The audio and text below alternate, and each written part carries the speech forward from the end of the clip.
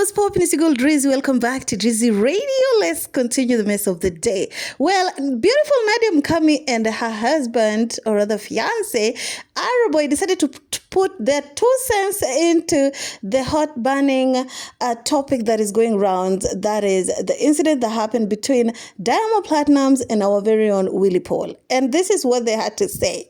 According to them, they obviously took WILLY Paul's side, and they're saying that if your picture is big, okay, and my picture is small, that means that you are the headliner of the show, and you're the one who's supposed to close the show.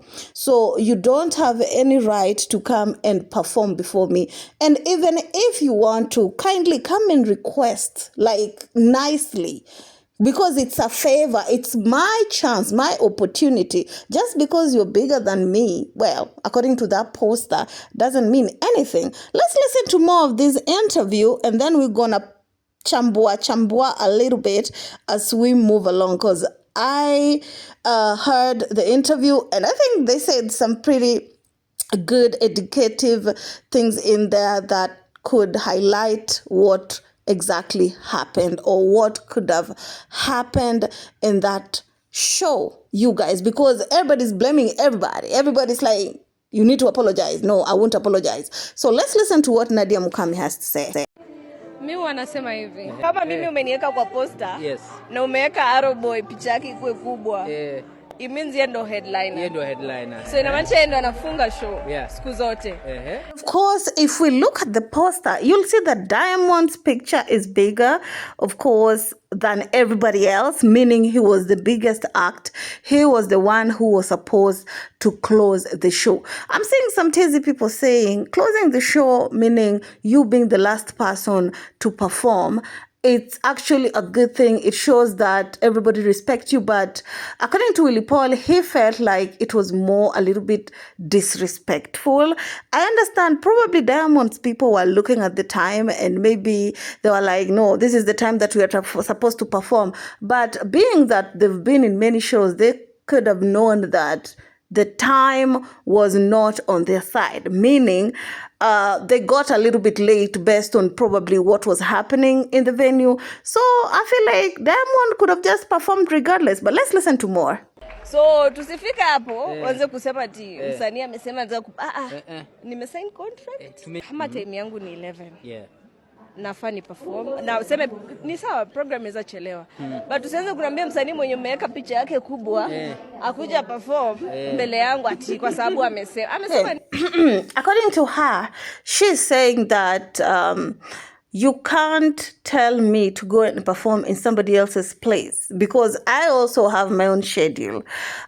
If WILLY Paul was late to perform, we still haven't been told if it was on his side or the organizer's side. All we know is they say that WILLY Paul was late with 2 hours. Does that mean that WILLY Paul came in late in the show, or there were some sort of technical issues that caused him to be late with 2 hours? But according to what we are hearing, we still haven't seen the lineup to know that after Zuchu, who was supposed to perform, and then after that person who was supposed to perform, all we know is when everybody haven't disputed the fact that it was WILLY Paul's time to perform, meaning it was indeed his time to perform.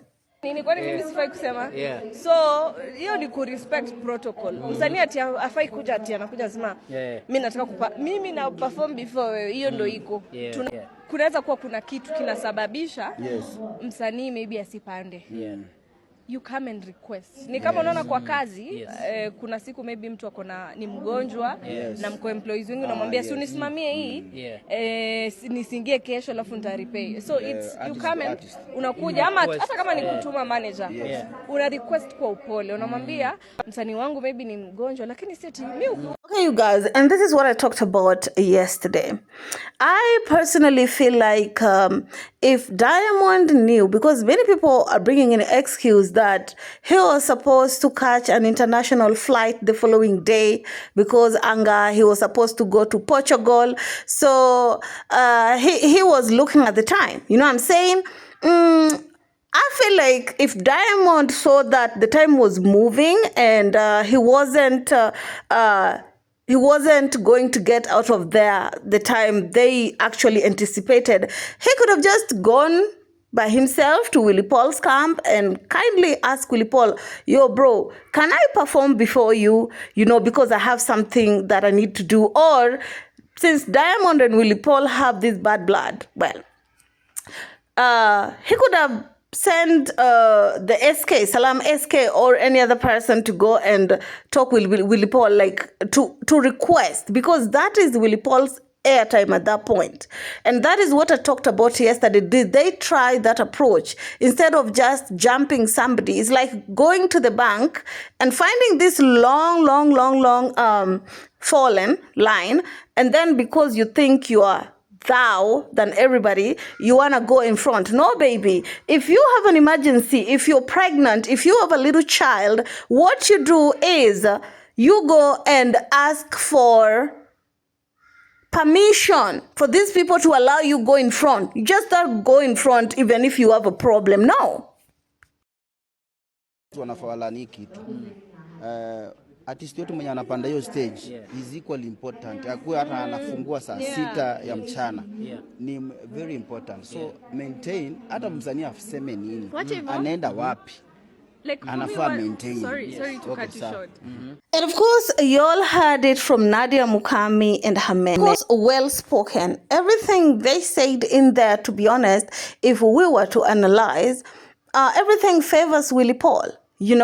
Because this is how it's supposed to happen. It's supposed to go from point 1 to point 2 to point 3 to point 4. So you can't jump from point 1 to point 4 and expect point 4 to just let it slide. No, we're going the way it's supposed to go.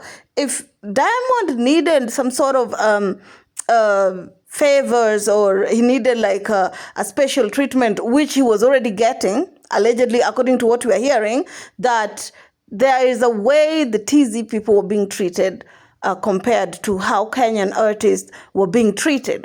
According to Eric Omondi, saying that it's not the first time. It's something that they always do. Okay, Kenyans don't have their own tent. They don't have their own.